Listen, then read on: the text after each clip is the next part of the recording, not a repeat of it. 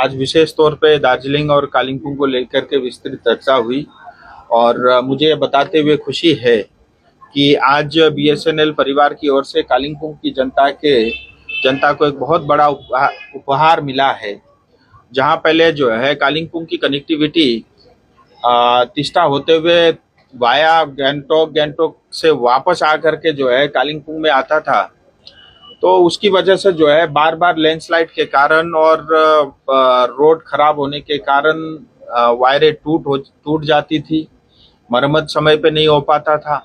इस वजह से बहुत तकलीफ होती थी कनेक्टिविटी की और इसके कारण पूरा सरकारी विभाग से लेकर के बैंक से लेकर के इवन हमारे मीडिया के साथी भी बहुत दुखी रहते थे। और खास करके 3 साल पहले आपके ही दोस्त यानी मीडिया के ही साथी ने मुझे कहा कि मैं इसको थोड़ा देखूं और अगर कालिम्पोंग की कनेक्टिविटी डायरेक्ट सिलीगुड़ी से हो तो उनके लिए अच्छा रहेगा, सुविधाजनक रहेगा। और मुझे बताते हुए खुशी है कि पीजीसीएल के थ्रू जो है बैंडविड्थ जो है बीएसएनएल ने परचेज की है और सालाना जो है 33 लाख रुपया जो है बीएसएनएल पीजीसीएल को भुगतान करेगा।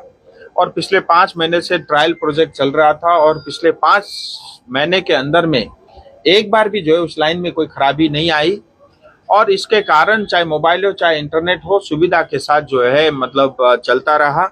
और जो है अब ये डायरेक्ट सिलीगुड़ी से कालिम्पोंग की कनेक्टिविटी ये बन गई है और मैं इसके लिए कालिम्पोंग की जनता को बधाई देता हूं।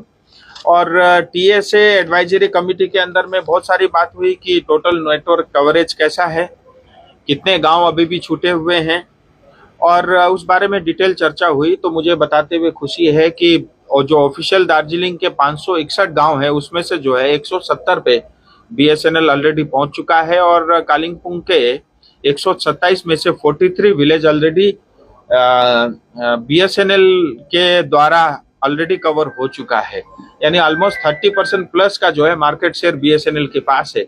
मैं अभी प्राइवेट कंपनियों का डाटा आपको नहीं बता रहा हूं, लेकिन ये सिर्फ बीएसएनएल की कवरेज है।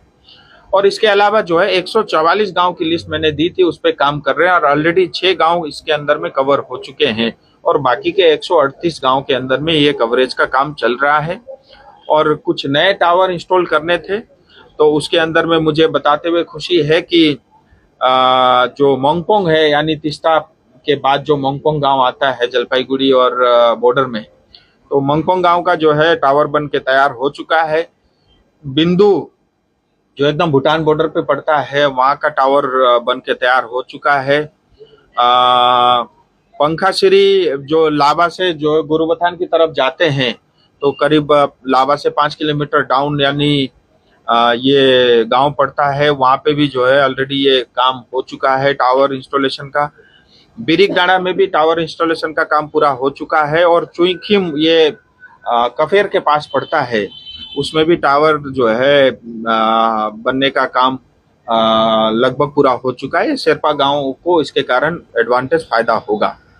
सो कुल मिला के जो है तेजी के साथ बीएसएनएल काम कर रहा है और मैं विशेष तौर पे भारत सरकार का और बीएसएनएल के सभी अधिकारियों का, हमारे जनरल मैनेजर मेरे साथ बैठे हैं उनका भी मैं शुक्रिया करता हूं, बधाई देता हूं। और आज एक अच्छा सुझाव आया है, बीएसएनएल के अधिकारियों ने बताया कि जितना भी इंफ्रास्ट्रक्चर का काम है, कई बार रेलवे है, कई बार रोड वाइडनिंग का, 4 लेन का, 6 लेन का काम चलता है, उसमें जो है ये कनेक्टिविटी बाधित होती है। तो हमने ये भी फैसला लिया है, मैं भारत सरकार से भी बात करूंगा, ये अपने आप में नेशनल वेस्ट है।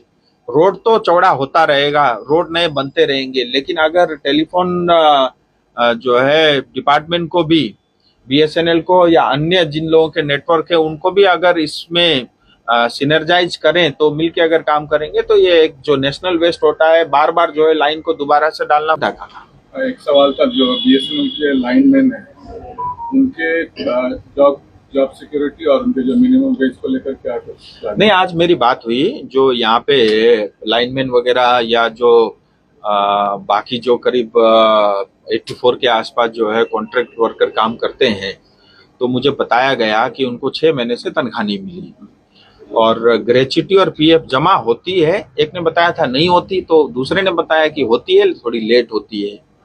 और फिर तीसरा मिनिमम वेज का बताया और चौथा उन्होंने बताया क्लासिफिकेशन का इशू है, क्योंकि ये जो है टायर सी के हिसाब से पैसा मिलता है, जबकि ये टायर 2 में आता है, बी कैटेगरी में आने से उनका मिनिमम वेज की क्राइटेरिया बढ़ जाती है। तो मैंने उनको कहा है ये लेबर कमिश्नर से मैं बात करूंगा, क्योंकि क्लासिफिकेशन उनको करना पड़ेगा, तब जाकर के बीएसएनएल उस हिसाब से इनको पेमेंट रिलीज करेगी। दूसरा, ये जेम पोर्टल के थ्रू जो कॉन्ट्रैक्टर मिला था बहुत ही थर्ड क्लास था, मुझे पता चला अभी बॉम्बे का था, मैंने तत्काल बात की, उसको खोज निकाला, कभी फोन नहीं उठाता, आज बाई चांस फोन उठा लिया तो उनसे बात हुई। एक तो उनको यही नहीं पता था कि सिलीगुड़ी कहाँ है, तो मैंने उनसे बात की, पश्चिम बंगाल का हिस्सा है सिलीगुड़ी। फिर उसके अकाउंटेंट से भी बात की, उन्होंने जो है सितंबर के बाद पेमेंट के लिए कोई भी जो है बिल रेज नहीं किया था। अब सितंबर मतलब आप देखिए, सितंबर, अक्टूबर, नवंबर, दिसंबर, जनवरी, फरवरी, मतलब 4 महीने पूरे हो गए, ये 5वां महीना चल रहा है। तो जब बिल ही रेज नहीं करेगा तो पेमेंट कहाँ से मिलेगी? तो मैंने उनसे भी बात की, उन्होंने भी कहा कि मैं जीएसटी को पैसा दे देता हूँ, पेमेंट टाइमली नहीं मिलता। तो फिर कहानी कही है। सो एनीवे, आपने पूछा इसलिए मैं विस्तार से बता रहा हूँ। तो इनके भी कंसर्न जो है मैंने सुन लिए हैं, और जो भी उसमें होगा उचित कार्रवाई उसमें की जाएगी। और क्योंकि बीएसएनएल का काम बढ़ रहा है तो लोगों की जरूरत भी बढ़ेगी, प्रॉफिट में आ गया है तो अल्टीमेटली जो है, जो पीएसयू का सिस्टम है सैलरी हाइक का, तो वो भी आने वाले समय में होगा। धन्यवाद।